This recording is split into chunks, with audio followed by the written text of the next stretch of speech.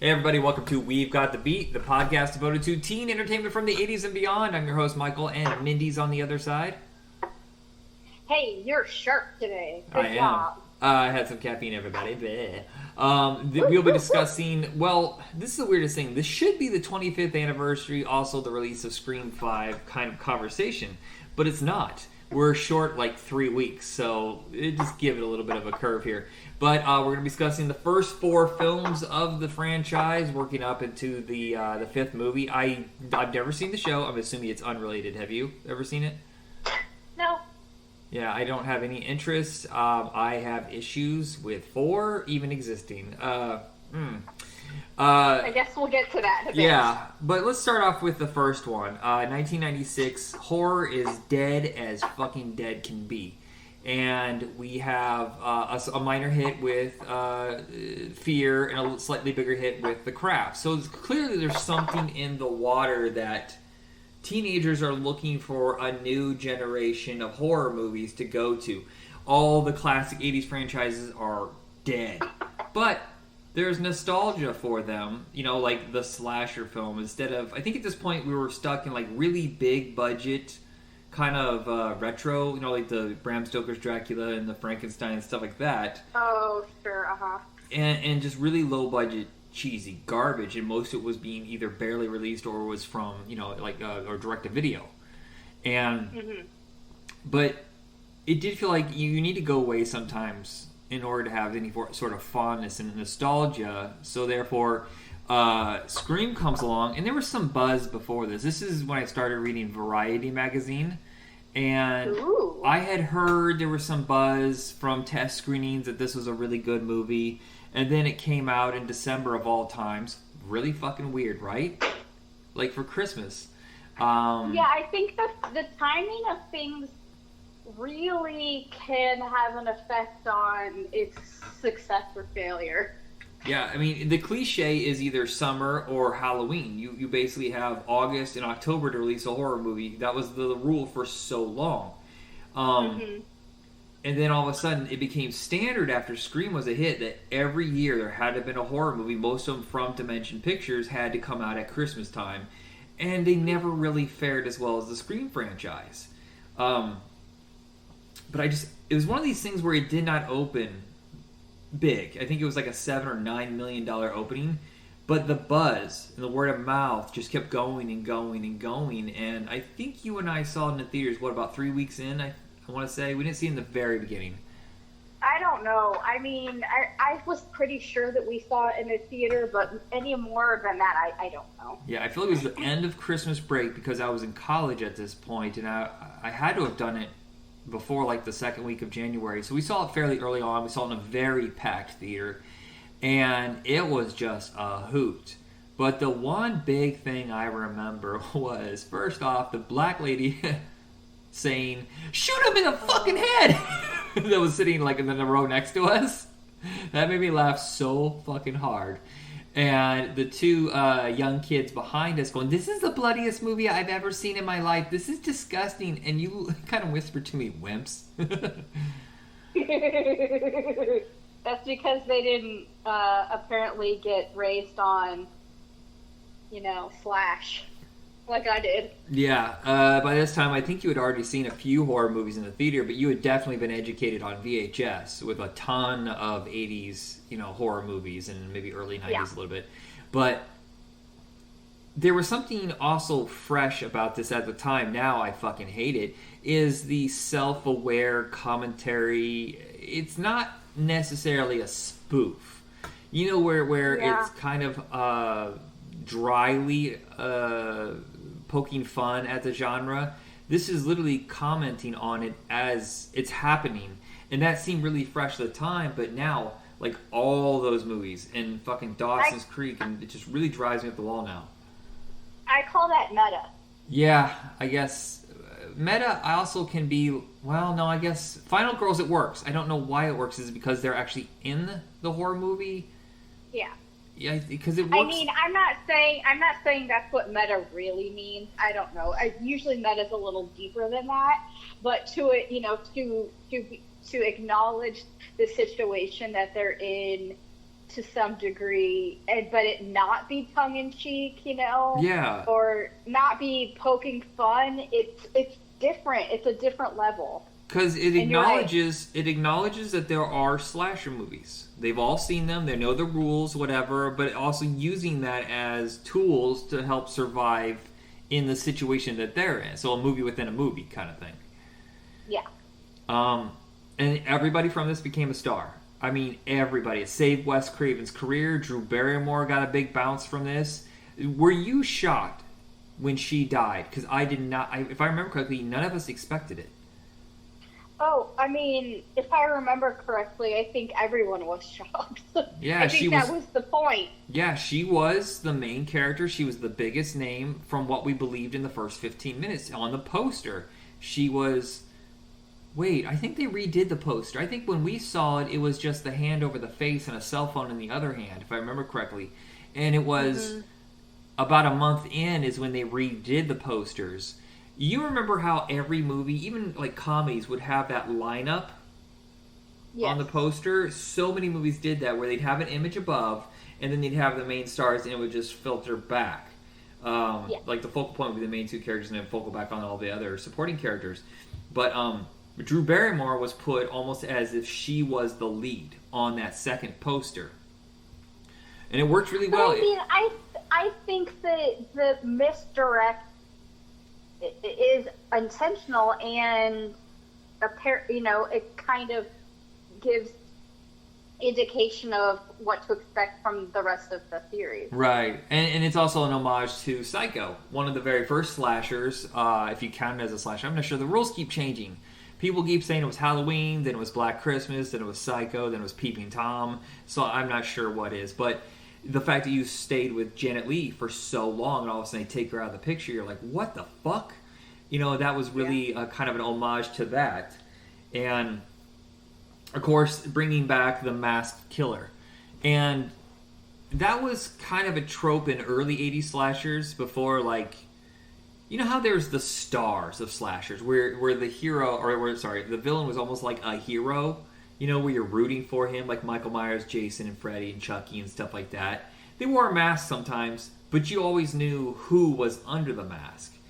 Mm-hmm. But there was also like that small period of time, like with Prom Night and stuff like that, in My Bloody Valentine, where they were wearing a mask, but you didn't know who the killer was. And that would become a trend after this, too, because everything after this... I mean, there's so many influences later. There's I Know What You Did Last Summer, Urban Legend, Valentine, Cherry Falls. I'm trying to think. It seems like there was a dozen of them. They're just trying to come up with new ways to hide their face. Oh, yeah. I think not just the hiding the face part, but just also... the genre just exploded again. Yeah, and people became interested in horror. Yeah, with like Wrong Turn, House of Wax remake, just like so many. Yeah, well, there's like three schools of horror movie at this time. You have the direct Scream knockoffs, which use the same formula, but a lot of those remakes, I think, or throwbacks, are because people were nostalgic for that horror, which Scream reminded you of. And then there was a weird turn in like 2001 where I think that was burning out, and adults also wanted to see grown-ups in scary movies. And no one really gives it credit, but The Others was so massive at the time. And it was a ghost story, and it was sophisticated, and it was like a juxtaposition between this and Scream. And how many years after Scream was it? 4.5, I would say. You still have you seen that movie before? The Others? Yeah. I have not seen it since we rented it the first time. I'm pretty sure I saw it at the movie theater. Yeah, I remember renting it, and if you look. The movie that's had the longest lasting impact is The Others, because look at Conjuring. Look at every time you turn around, there's another ghost story that's very successful. Blumhouse must have seen something in that formula. They paid Nicole Kidman a decent amount of money, and the rest of it was lower budget, self-contained into one place. And that's another way to make it very efficient. The Scream movies started becoming so expensive that it almost negated itself from profit. because the first one was a hot buy. I remember the script was really being talked about. Some of their studio was competing to buy it, but Dimension offered a huge paycheck for the script, but also guaranteed this many screens, this much budget. So they actually spent $14 million when horror was dead. Most of the time it was like $3 or $4 million for a horror movie from that company. They really bet big, and they also won big. Yeah, I wonder what made them to take that kind of risk. Yeah, they didn't have seen something, you know? Yeah, in '96 they really don't have any big hits. Most of their movies are topping out around $25 million.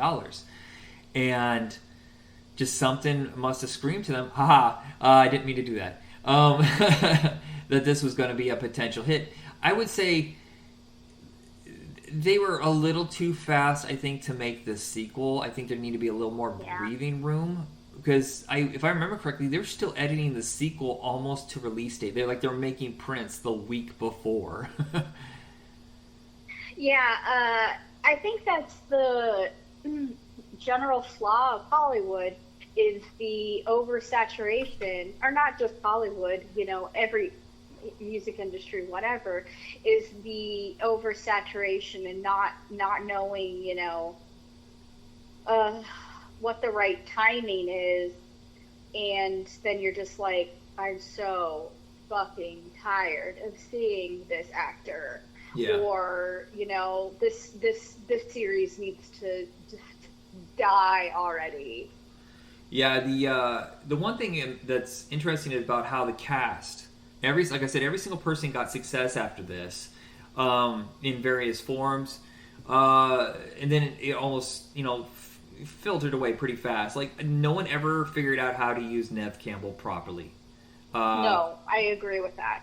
And I think she knew it. That's why she stepped away and she started doing independent movies, because Three to Tango is one of the worst fucking concepts I've ever seen in my life, and they hired 3 fairly well-known actors at the time to do this, and it shows you no one knew what to do with Neve Campbell outside of horror. Yeah. I think Courtney Cox, of course, she had her show at the time, but she had a little bit more success. Skeet Ulrich, the weirdest fucking name for a leading man to put on a poster. People were hot for him, but he just could not get a hit. Like, they hired him a lot. Yeah. But and he did a lot of really, like, his stuff was all over the place. Yeah. And it seemed like Chill Factor is what really put ice on his career. But I would say his best... I did it again. Yeah, I swear to God, this is not intentional. But I think his best work came a decade later with Jericho, and I wish that had been more successful. God bless Jericho. Yeah. Yeah. Sometimes people really...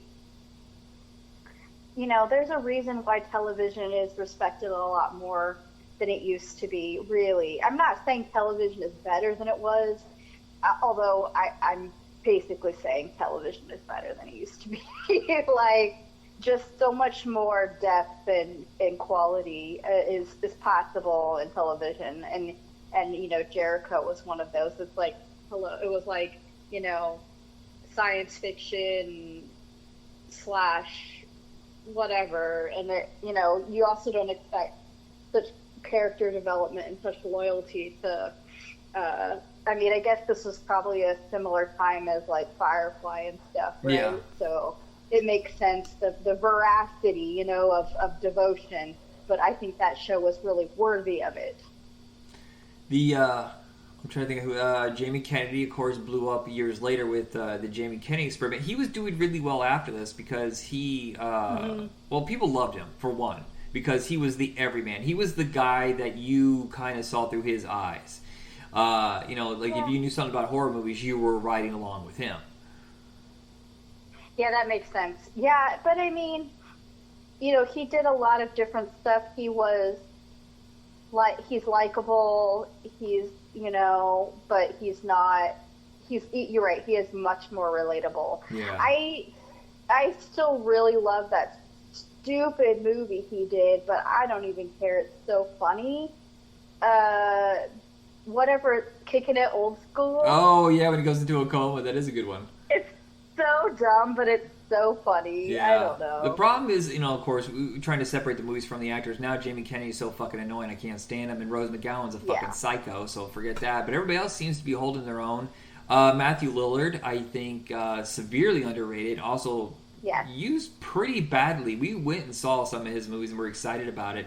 And then when we saw him, we're like, nope, they misused him again. Can you fucking remember Wing Commander being like, what? Yeah, I think that it was a mix of him being young and excited and maybe not making some of the best choices, but also, them not knowing what to do with him. But we talked about this before and I'll mention it again, that, I think that he's made some decent choices in his later years. Yeah, well, I think Scooby-Doo kind of changed our perspective. He was so perfectly cast, and then Without a Paddle did really well, and for some reason it just kind of disappeared, and he started doing a lot of TV. And I saw him I just love how committed he still is to Scooby-Doo and Shaggy. He still does the voice of Shaggy, and he has been just movie after movie after movie. So obviously there's something that's meaningful to him about that character, or that he really relates to, because it's every couple years or every year there's another Scooby-Doo movie that he's, Be Cool Scooby-Doo. He did the voice for several years.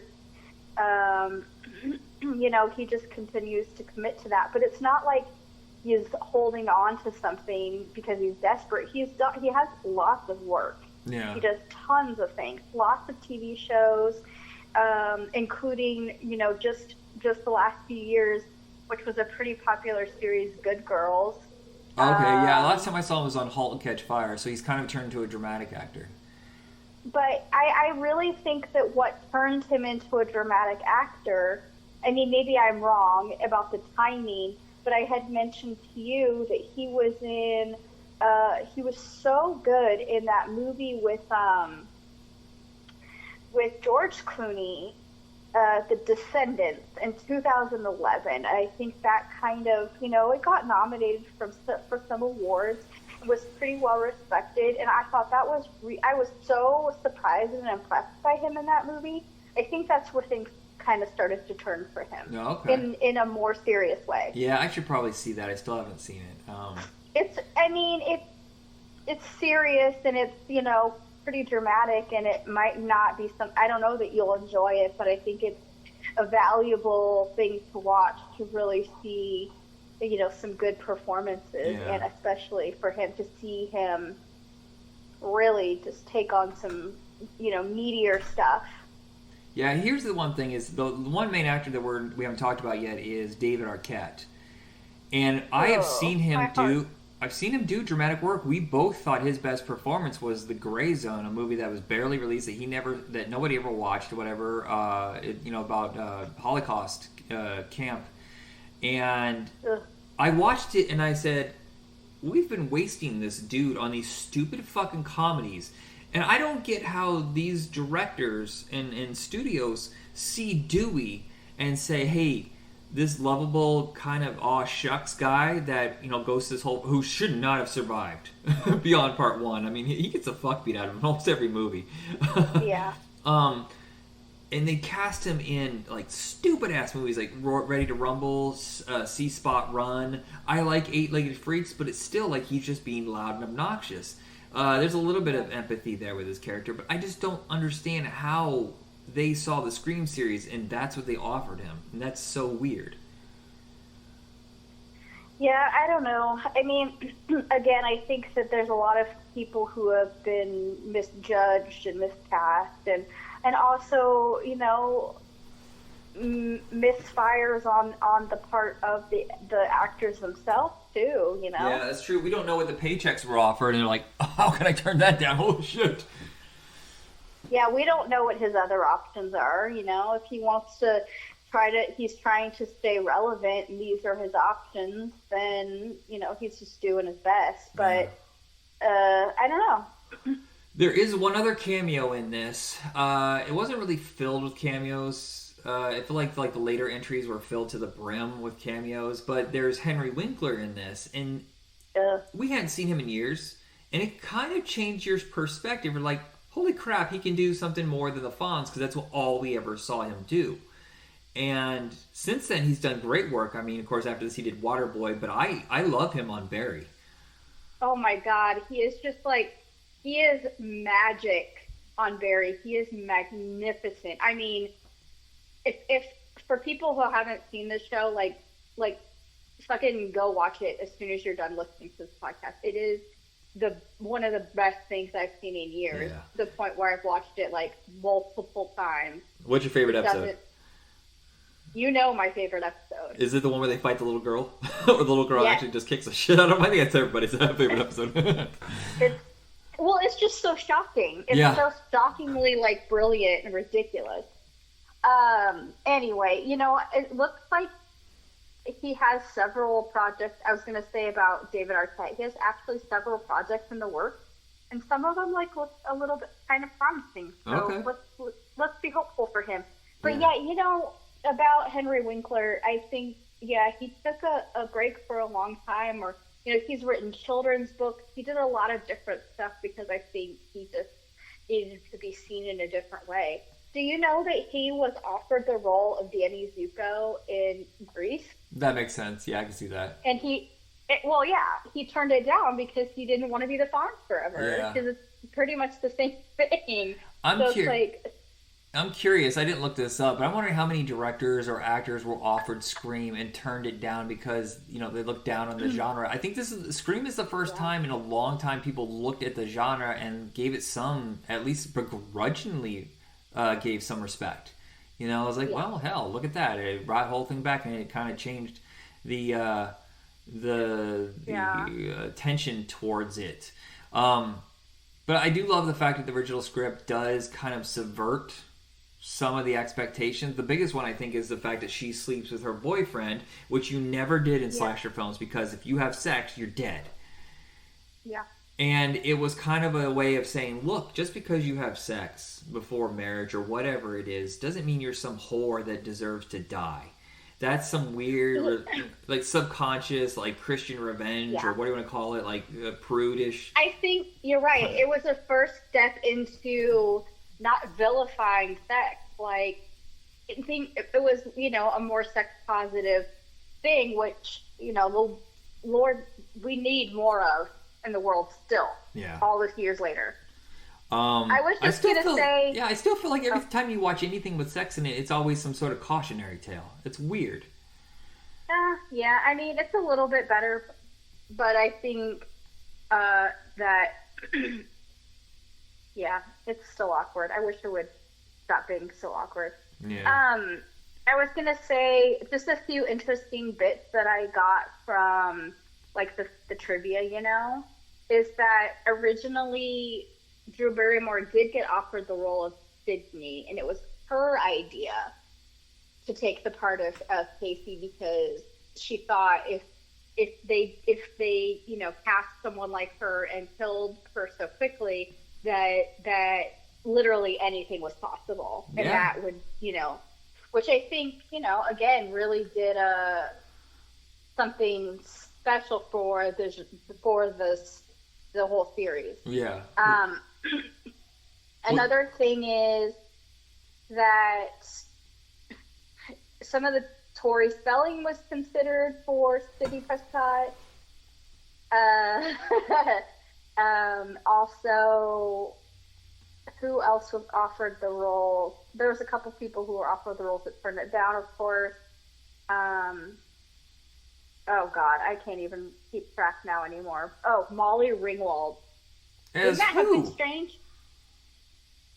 Sidney Prescott. Are you serious? She was like 35. Maybe not that old, but she said she was 27. Okay, still that's why she turned it down. Yeah, okay, that's wild. But it's one of those things that you think about stuff and you're just like, God, what a different movie this would have been. The other thing that's interesting to me, which you probably figured out, is like most of this movie was filmed very near where I live. Yeah. A lot of it was in like Santa Rosa and Healdsburg, and the wine country, not quite the Bay Area, but close. I don't know why that's interesting to me, but it is. Well, not a lot of movies were shot up there. I think originally it was set up to shoot in Sonoma or something like that, and then they found out what kind of movie it was, and they pulled out or something like that, or they wouldn't let them shoot I think what it was is if you look at the end credits or something, when there's a comment that he put in the end credits, like the thank yous and stuff. Uh-huh. It says, and no thank to Santa Rosa High School or something, because they had agreed to let them film there, but then when they found out, that it was a horror movie, they backed out. So it was the school, I think in Santa Rosa, and then they ended up moving over to Healdsburg, which is a very nearby town. Oh, okay. In Sonoma County. So, but yeah, I read that somewhere in here. The one thing I was thinking about is the soundtrack for this wasn't big. The next few were really pushed hard. But this one, I remember hearing Red Right Hand by Nick Cave. Oh, I know. And they play that over and over, and it kind of sets the tone, too, with the music. Marco Beltrami, I think, did the score. And he kind of bounces off of that song. But every time I think of it, I think of Lloyd in Dumb and Dumber walking down the road with a giant cowboy hat, ping pong paddle, whatever, and it's playing Red Right Hand. That then in turn makes me think about Jim Carrey and that weird music video he did. Do you know what I'm talking about? No. I think it was a Funny or Die video. Oh. I'll send it to you later. Yeah. It's so bizarre. So by the time part 2 comes out, the hype is so fucking huge. And the big thing was not revealing who the villain was. And we were shocked when it was 2 villains in the first movie. Can you hear that? Yeah. Hi, Pepper. You might want to... Yeah, like, we didn't expect 2 killers. That completely threw everybody off because you were so sure Billy died. And then in the second one, it was like, who is the killer? And I remember being so fucking paranoid because my friends went the first night. They went Friday, and I was going to go Saturday. I had something going on. Or no, it was sold out. And so half my friends went the Friday night, whatever. And I remember my roommate threatening to tell me who the killer was, and I wanted to strangle him the whole time. And he was going, and the killer is, and he wasn't going to tell me, but he loved to torture me. So we had seen hype for this way before. There was the soundtrack that was being pushed heavily. Do you remember Make 'Em Say, na na na na? Yeah, I do. That was on that fucking soundtrack. And then there was the Cottonmouth Kings and stuff like that. And I just remember, like, they're really pushing it. And this is when all the cameos started going a little crazy. Like, people were calling in favors. And, like, Sarah Michelle Gellar had just come off of doing... I Know What She Did Last Summer. They rushed that production. Like, the minute Scream was a hit, that went in production, and so she must have come in for, like, just a day. The same thing with Joshua Jackson, because he had just done the pilot for Dawson's Creek, and I feel like there's a few more cameos scattered in this, and I still think the mystery's good. I think the fact that they kill off Jamie Kennedy's character, I can't remember his name all of a sudden, they kill him off was a true fucking shock. The fact that Dewey was still alive, at least they gave him real damage. Because he got stabbed in the back. And usually in these kind of movies, if they survive, they don't really show. Like, all of a sudden, like, oh, I'm okay. I got shot 16 times in this last movie. I'm fine. Like, literally every movie, you're like, oh my god, they killed Dewey. Like, I really, really thought they killed him. Yeah, because he gets stabbed again. He gets in the sound booth room, whatever. But I do like the fact that there's a bit of a gap. They deal with the repercussions of the first movie and the fact that Gail had written that book and then she pissed off Sydney. I do like that balance. I also like the fact that this is one of the first horror franchises where, yes, the scream face killer is what sells. That's the mascot you can put on property. But this is the first time I think I've ever seen where they continued the survivors. Like, they gave them a story instead of a whole new group of survivors. Oh, yeah. I'm trying to think, is there any other horror? Oh, Fright Night. Fright Night may be the only one I could think of where the survivors from the first come back for the second. Yeah. I was just, you were talking about all the crazy amount of cameos and stuff. I mean, I don't know if these people were really famous at the time or not, but there's just like an assload of people in this movie. Portia de Rossi, Rebecca Gayheart, right? Louis Arquette, Portia de Rossi, right? I just said that. Oh, did you? Sorry, it cut out. Oh, I'm sorry. Jerry O'Connell, was he famous at the time? Right. Well, was this after Jerry Maguire? It was after Jerry Maguire. So he had done the first 2 seasons of Sliders and Jerry Maguire. So yes, he was getting to be well known after for the getting cast into this. Yeah, I will say that although I realize now in retrospect that he was doing a lot of indie work before this was definitely my introduction to Liev Schreiber.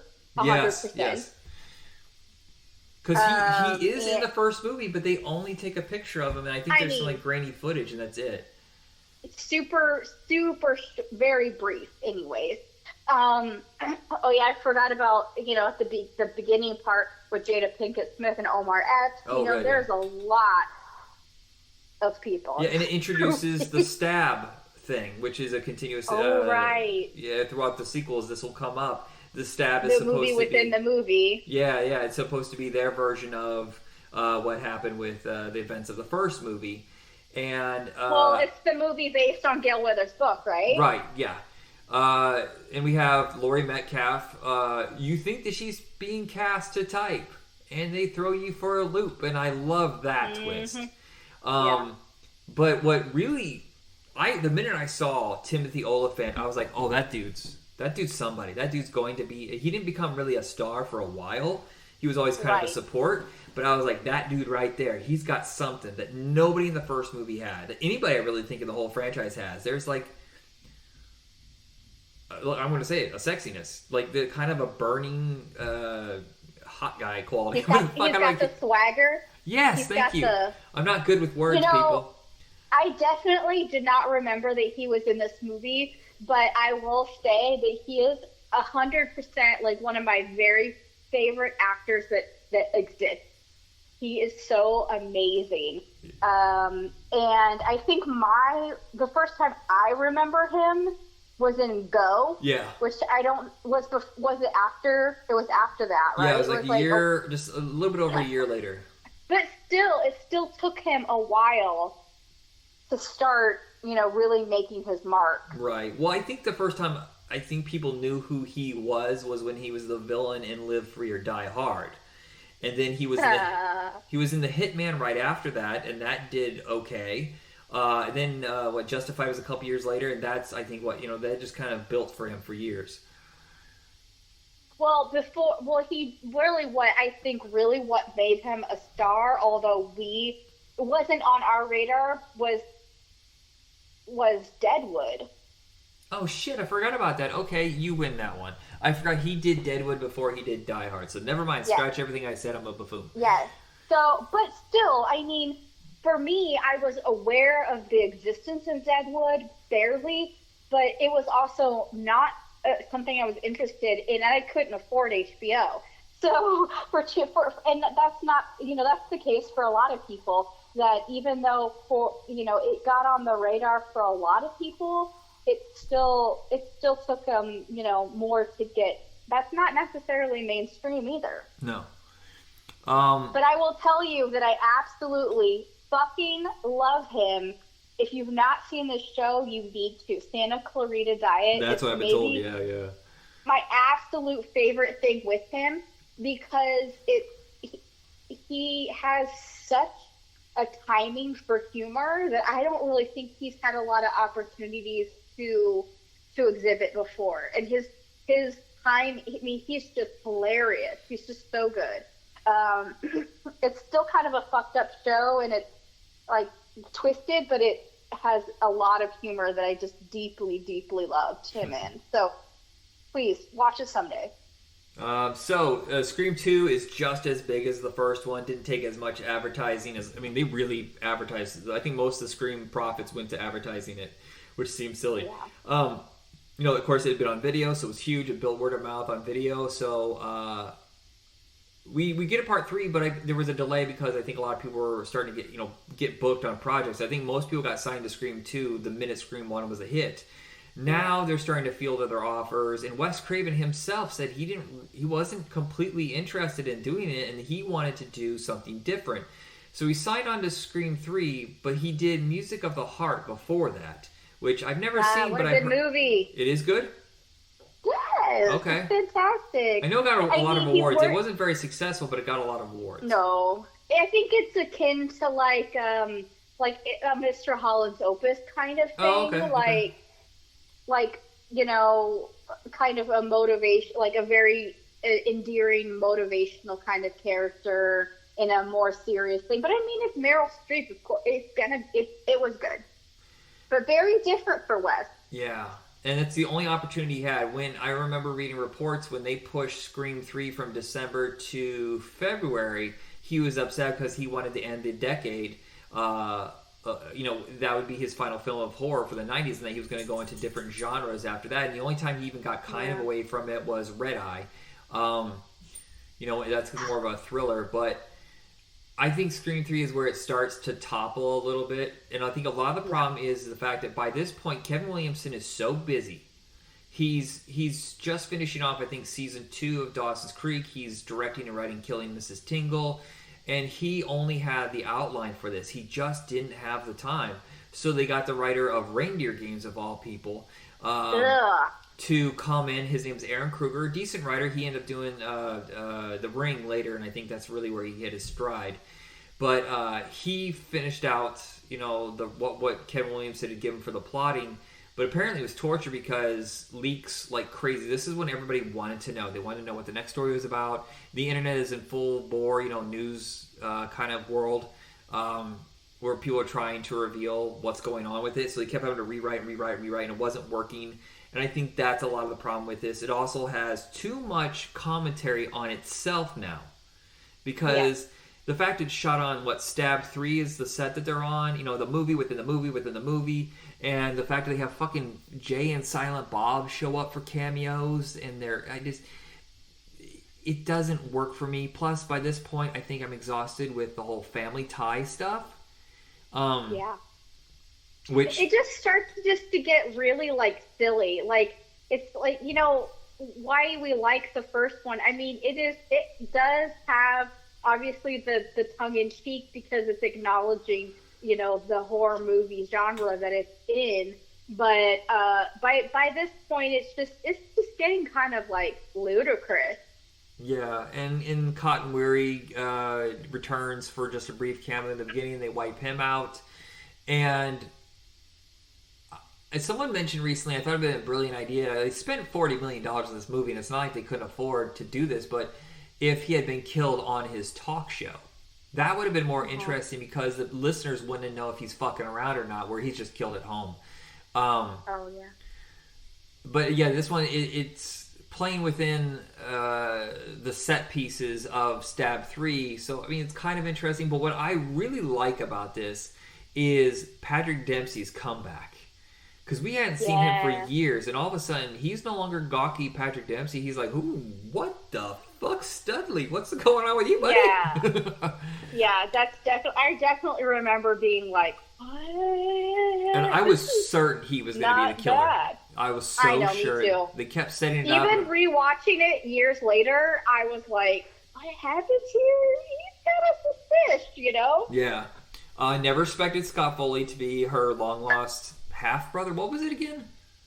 I don't know. It's just, half-brother. I just think it's a lot of bullshit. He was like, the mom had him years before with John Milton, the Lance Henriksen character, I guess, or whatever. I don't know. There was just so much I don't know. Why do I know that name, John Milton? Is that from some book? John Milton. Probably. I don't know. Anyway, it just, it's funny because what it felt like to me is Pretty Little Liars, which you probably have never seen, but it's just it's basically the same thing. It's just fucking absurdity when every season, you're like, oh, that's the killer, that's the whatever, and then you're just like, wait, there's 7 more seasons. And then it's just like, no, seriously, really? There's somehow another killer, another killer, another killer. Like, I don't know. It just gets so ridiculous. With every single family just has these deep, ridiculous secrets with like, oh, the secret twin sister that was put up for adoption that you didn't know existed. You know what I mean? It's just such a caricature. Yeah. And that's how number 3 really gets that way. By the way, John Milton is the writer of Paradise Lost. I've never read Paradise Lost, but I wonder if it's a commentary. That's what I thought that Milton, but I didn't remember that his name was John. But yeah, that's probably a nod, right? Yeah. I also think the performance by Parker Posey doesn't fit with the movie, but it made me laugh my fucking ass off. It's the only, I think that her commitment, or at least her character's commitment that is displayed in there, is probably the most enjoyable part. Yeah. Still a big hit, not as big as 1 and 2, and I think part of it is because it opens in February instead of having that 3-week Christmas break and basically nothing in January to compete with it. You know, this one, it really only has that one big weekend, and then after that it filtered out pretty bad. Plus the word of mouth wasn't as strong. I think it has a good finale. You know, it's with any good trilogy, the first and third are the bookends. You know, like the way it was with Die Hard and Back to the Future and stuff like that, where all the stories flow together, but the first and third, are part of the closing of the triptych. And they give her peace at the end. And 4 felt like, oh, everybody here needs a hit. Badly. Dimension Pictures, after being kicked out of the Disney World because they spent too much money, and plus clearly there was something going on with Weinsteins that Disney knew and they didn't say anything. Wes Craven hadn't had a hit in a while, and all those actors had just kind of faded away. And you bring in Scream 4, and I went and saw in theaters, and I gotta tell you, the first 20 minutes, I was like, what is this fucking bullshit? This is trying so hard to be Kevin Williamson, and yet I looked at the end of the movie, it was written by Kevin Williamson, and I was like, it's like but I'm saying it's like he's doing a spoof of himself. It's self-parody, and I was like, yeah. you don't even have your own voice. You have a replication of your voice that you think the audience wants. So for like the first 15 minutes, it's a fucking waste of time because it's a commentary on a commentary on a commentary, movie within a movie with a movie, and there's so many cameos that I've never walked out of a movie theater before, but I was pissed and I wanted to leave. Yeah, I mean, it's not good. No. I also was very disturbed by the man in the theater with me, because there's only 2 of us, and I was like in the middle of the theater, and he was in the back, and he kept moving around, and I kept going, what are you doing? Do I need to leave? Is he going to stab you? Yeah, is this like one of those things where he wants to have a murder within a movie? I was like, ah! Ooh, but yikes. there are some good things. I think it starts to, halfway through, I think it starts to find its footing. I think as it eliminates a lot of the pointless actors, as much as I love them, I think the cops were stupid and wasted. Though Anthony Anderson's death is disturbing. I don't even know if it's possible to put a knife through a forehead because of the bone, but his death is truly like haunting to me. I don't even remember what happens, and I didn't watch the movies very long ago. Yeah, he's just in the car and he's talking to Adam Brody, whatever, and all of a sudden the scream face, what do you call it? What is Ghostface killer? Comes up behind him, where it kills Adam Brody really fast, and Anthony Anderson goes to grab his gun, and the knife just goes right through his forehead. And at first, he doesn't even realize what's going on. The Ghostface pulls the knife out or whatever, and he slowly gets out of his car, and he keeps feeling his forehead, and he's like trying to reach for his gun or his walkie-talkie or whatever, but he's still just like lost. And he keeps patting his forehead or whatever and trying to say something, but I mean, his brain is all split, and he just falls to the ground. Yeah, and I thought that was a really good death. But what I love about this, Marley Shelton, I think, was great. Yes. at this point, I think that maybe Dewey needs to be married to her because Gale kind of sucks. Well, maybe that was the point. Yeah. I mean, by this point, of course, their marriage has dissolved in real life, so that might be the evolution of Part 5. But and I thought they were going to kill one of them, and then they all three survive. Do you want to see them continue through all of 5, or is it time for one of them to go? What do you think? I personally would really like Dewey to be the last man standing. Yeah. Well, you know how many people... I just don't want him to die. I love Dewey, okay? Yeah. He's just so endearing. Well, let me ask you this question. If Sydney had died in the first movie, would there be any more deaths? No. Would it have ended? Or are these guys just killing because they wanted to kill and Sydney just happened to be the final? Because a lot of these people don't really necessarily need to die in the sequels. It's just like they're killing just to kill. But if Sydney's out of the way, does this still happen? But the thing is that in the first movie, I think that they had a quote unquote reason. Yeah, in the first movie, yes. Did. But I think they were just using it as an excuse because I mean they wanted to do something sensational. Yeah, so that makes sense. They would have done something even if they didn't have her to be the butt of their focus of their anger. Right, but 2 and 3 is about revenge, and I only see them killing maybe 2 or 3 other people because they were associated with the first movie.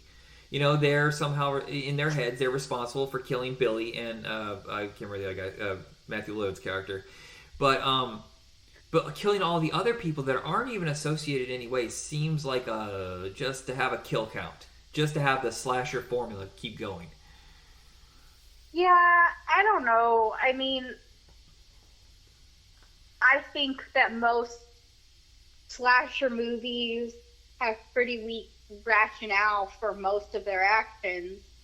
I mean, isn't it the same argument as like Halloween? Like, why when Laurie is his end goal, why does he have to kill a million other people and never kill Laurie? Yeah, well, it's the same argument. They do establish though in the first movie that he likes to study it. It's a game to him. It's like an experiment. So he just sees how to scare people, and then he kills them. He likes to watch them die.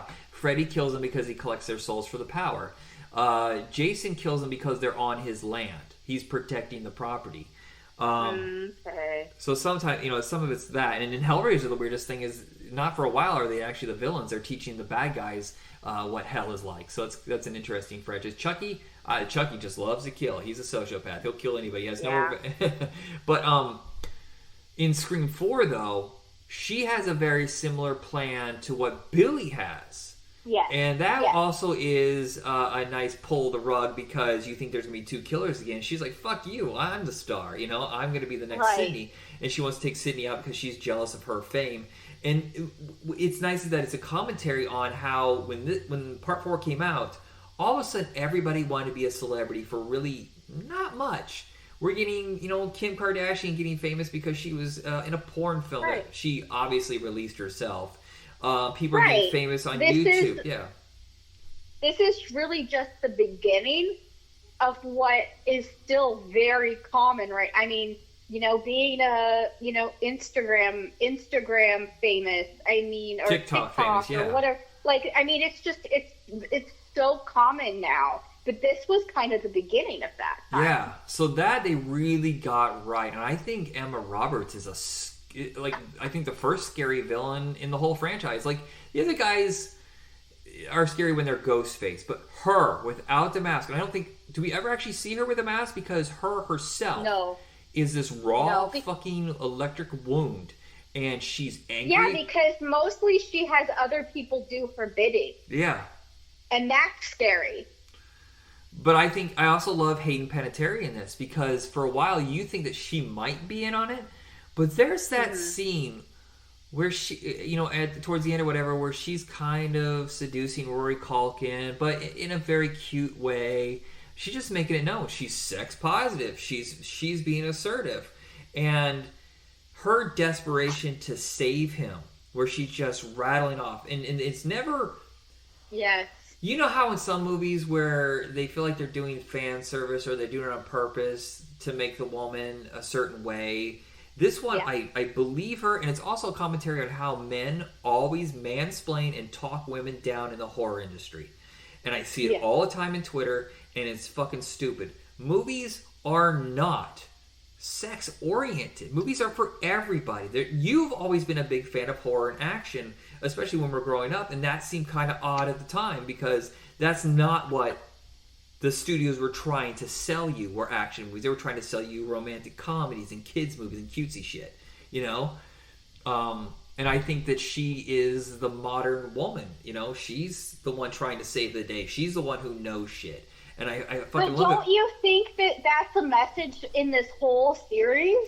I get, you know what, you're right, yes. From the very first movie, look how strong, there's strong women in every movie. Gail is such a fucking ball buster. Yeah. She's fucking amazing. Get She's out of the so car. incredible. No. I mean, yeah, she screams like a ridiculous woman, but, you know, so does, like, Dewey. So, yeah. But I'll say this. Every also, movie, the women are so incredible. This also changed a lot in what you saw in the horror genre is now they were cut like action movies. Because the way she fights in that first movie and the way they shoot it is more like a fucking martial arts movie in some ways. You know, a survival thriller like the way Die Hard was. They don't shoot it in those slow, torturous... as the blade slowly goes in, she moves and she just, you know, tries to find whatever she has around her to survive. Yeah. It's like Jackie Chan. The survival instinct in these movies, I think, is really what's so compelling because, I mean, just, again, with the strong women, but just the sheer, like, determination and a will to be a survivor that they didn't necessarily display that kind of raw intensity in movies, you know, horror movies in the 80s, 70s, or whatever, except for, you know, I think Laurie is, I mean, Laurie Strode maybe is a better, you know, one of the few examples, but mostly in the horror genre, the women are just, you know, easy pickings. Well, I think that Laurie Strode, and this is fucking blasphemy, I think, to the horror genre. You watch those first two movies, she's not strong. She's not. It's not until H2O where she becomes strong, and I think that's the influence of Scream. Because in the first movie, she just, oh, shucks, I'm such a sweet, innocent girl. In the second one, she's traumatized, and she's in a bed, and she basically just crawls around for whatever time she has. The one that is strong, and I think why they offered this to Wes Craven, is Nancy. In that first Elm Street movie, she doesn't fuck around. She sets up traps. She knows exactly what to do. She has her plan. No, that makes sense. I don't remember. I think that people, you know, there's almost a worship level of, like, Jamie Lee Curtis and the whole, you know, Scream Queen thing. And so I have that thought in my head that, you know, that she plays these tough women, but I don't actually remember that. So thank you for she clarifying doesn't. That. To quote the first movie, she doesn't get legit until she shows her tits in training places because she's tough as nails in that movie. She has a plan. She knows what she's doing. Because you have the first two Halloweens, you have Prom Night where she seems like she's not really all, you know, she's just a generic girl. Terror Train, generic girl. Road Games is the most underrated horror movie of that time period, and she's in it with Stacy Keach, and she's what do you call it? Not self-owned. Damn it, I'm not good with words, but she's not as like, oh shucks, innocent, useless, kind of like I need someone to save me in that movie. But yeah, it's not until later. Scream really did change a lot because that's when we started getting women who were fighting. And that's the big fuck up in I Know What You Did Last Summer, is that I think a lot of the times Jennifer Love Hewitt's character is useless. But yeah, so we have a Scream 5 coming up next. It says it's always someone you know, and I'm putting my bets on Billy had a kid. Like, just, like, who is fucking left? Like, in number 4, you know, they suddenly introduced these family members, this aunt and cousin, that they never mentioned it. Why weren't they part of her life before? doesn't make any sense. But like, who the fuck's left? Yeah, that's the only thing I can think of is somehow somebody survived or they had a child. And that's it. Yeah. That's all I can see because it's been 25 years now. And Billy or... God, what the fuck was Matthew Lowe's character in this? It's going to bug me to no one. The only thing I ever remember from it is that Izzo. I thought it was interesting how they were saying how many of his... how many of his lines he had, like, improvised. Yeah. I'm bleeding out, Billy, you dick! My parents are gonna be so mad! Are we sure he's dead, by the way? Because he just gets a TV in the face. Does that really kill you? I don't know, man. I feel like there's so many things in number 4 that are, like, almost mirror images of number 1. Like, you know, the whole, like, stabbing and, like, hurting herself. Oh, yes, yeah. And then like, and Roy Culkin being tied to the chair while she has to answer questions.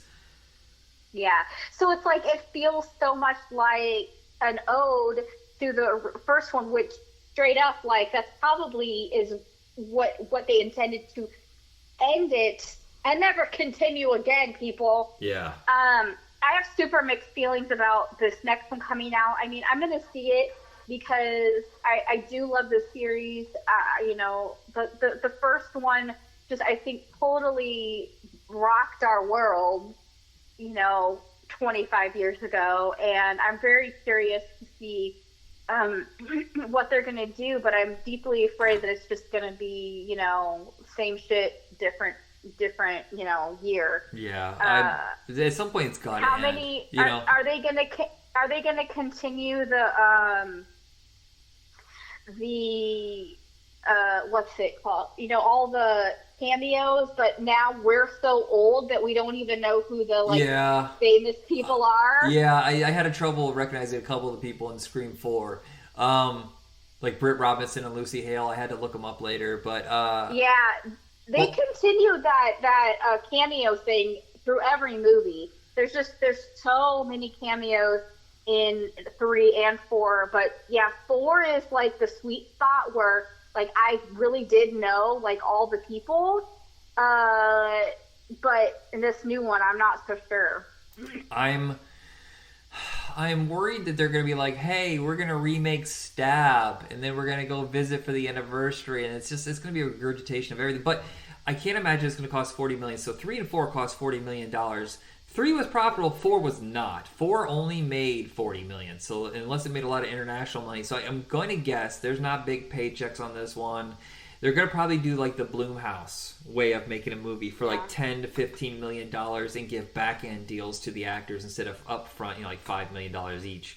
They're not going to have a big soundtrack. Some of those Blumhouse movies are surprisingly enjoyable. Yeah, but they have a formula of how to make movies profitable, and I think their way is probably better. Mm-hmm. Wow, I can't believe we went for an hour on this. That's the longest episode we've done in a very long time. That's 4 movies to talk about it. It's true. Understandable. Yeah. I mean, I really would like the feedback. You know, hopefully, you know, somebody who listens to this, give us some feedback about the series, and does it tie in? Is it worth watching? Like, is it just a waste of space? Is it good that we're ignoring it? Yeah, I don't know if it's connected in any way to that world. Does it take place at Woodsboro High or something like that? I really hope 5 is the closing of it or something. Move on. I wish Hayden Panettiere's character had lived, and maybe we're not 100% sure she's dead unless I see him out on a stretcher, you know, and put into a body bag. I'm never sure, but I feel like they should have passed it on to her. Sorry, I was going to say I was super excited to see that Marley Shelton's character is coming back. Oh, thank goodness. I feel like she had hardly done anything in years. I don't know if that's actually true, but she was like, you know, she was kind of up and coming at some point, but I don't feel like I've seen her in a really long time. So I'm excited that I really liked her character. 4 years earlier is we saw her in Planet Terror, and that was another big shot at trying to make her a star, but it just didn't happen. So that is it for this episode. Next one is going to be back to school kind of episode. Well, get into school, I guess, is How I Got into College and Orange County. It is the 20th anniversary of Orange County, so I figured that's a good pairing. And check us out on Facebook under Hit Rewind and on Twitter as well. And anything else you want to say before you go? No. All right. Fuck that. No. All right, everybody. Have a good night.